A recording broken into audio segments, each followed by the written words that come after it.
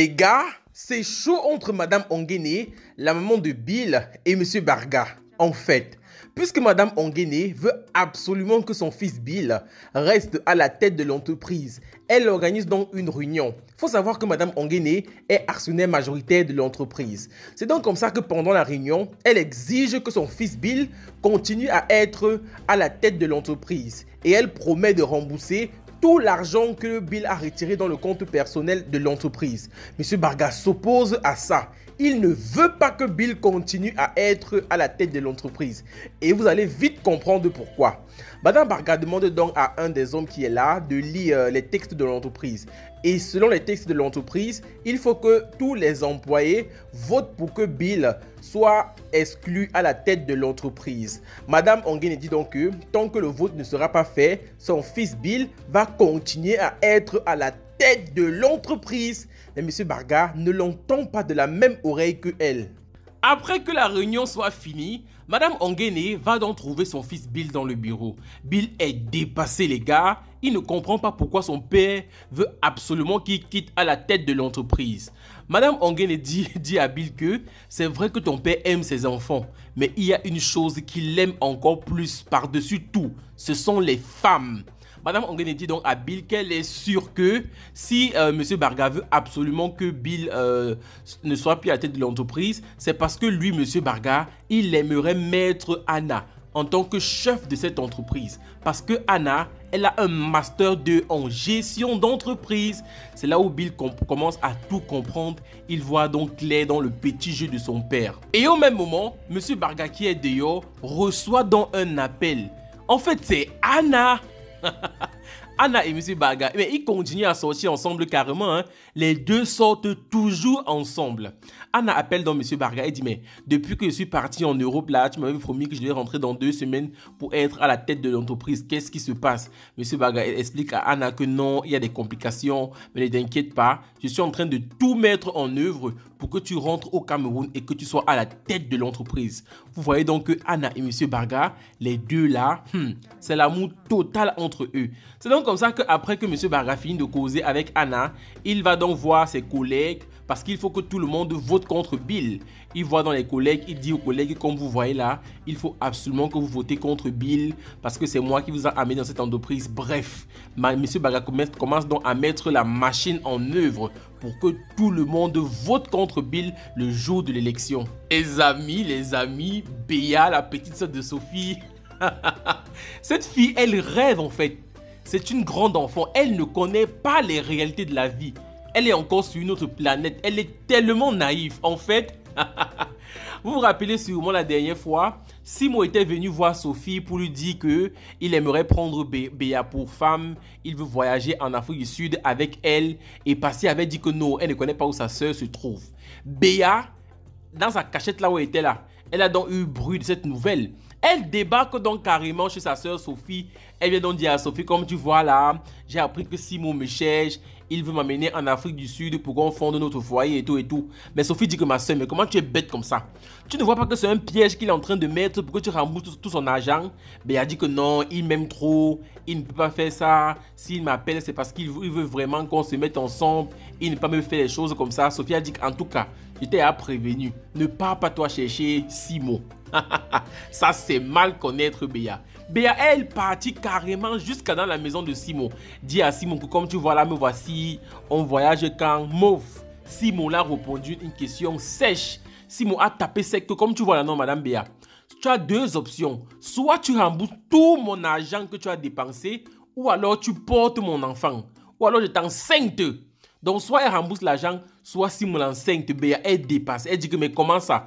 Tu as dit qu'on devait voyager et tout et tout. Simon dit que pas du tout. Là où je te parle, là, tu ne sors pas d'ici là. Soit tu me dis que l'argent est dans tel compte, je pars là-bas retirer. Ou alors, tu écartes, je mets l'enfant. Béa se lève, elle veut se fâcher, genre, elle fait comme si elle veut partir. Mauve midi. Simon la pousse là-bas sur le canapé, que couche-toi là-bas. Je t'ai dit que tu ne sors pas d'ici là sans que l'une de ces solutions ne soit mise en marche. Béa commence à pleurer. Elle est seulement dépassée. Ça va la prendre. Les gars, moi je pense que Ekindi, elle a vraiment changé en fait. Ekindi n'est plus la même femme méchante, malicieuse comme on l'a connue à la saison 2 et la saison 1. En fait, elle a donc pris rendez-vous avec sa sœur Kim chez leur maman. Elle vient donc là, elle présente ses excuses, elle parle à cœur ouvert, elle dit que vraiment elle s'est repentie et qu'elle veut que toute sa famille la pardonne. Kim dit que bien sûr je vais te pardonner mais je ne suis pas encore prête à totalement te pardonner parce que tu m'as fait trop souffrir. C'est donc comme ça que la maman de Kim dit à Ekin dit que moi je te pardonne, ta mère, le cœur de mère voudrait que je te pardonne en tant que ma fille. Ekin dit va donc, elle embrasse sa mère et tout et tout. Lorsque Ekin dit va embrasser Kim, Kim dit que non, je ne peux pas encore t'embrasser. Avec le temps, peut-être ça va venir, mais pas pour le moment. Oh, ça m'a tellement touché.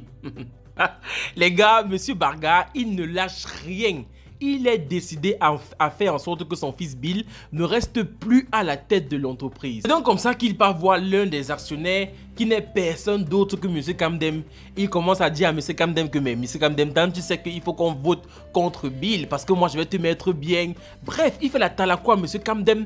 C'est comme ça que M. Kamdem tombe dans son piège. M. Kamdem commence à dire qu'on a toujours vécu des bons moments ensemble. Je ne peux pas te trahir, je vais voter contre ton fils et tout et tout. Monsieur Barga étant fier et convaincu que M. Kamdem va voter pour lui, il sort donc de son bureau et part. Mais Madame Onguéné a eu la même idée que Monsieur Barga. Elle vient dans le bureau de M. Kamdem, elle dit à M. Kamdem que non, il faut voter pour Bill, pour que Bill continue à être à la tête de l'entreprise.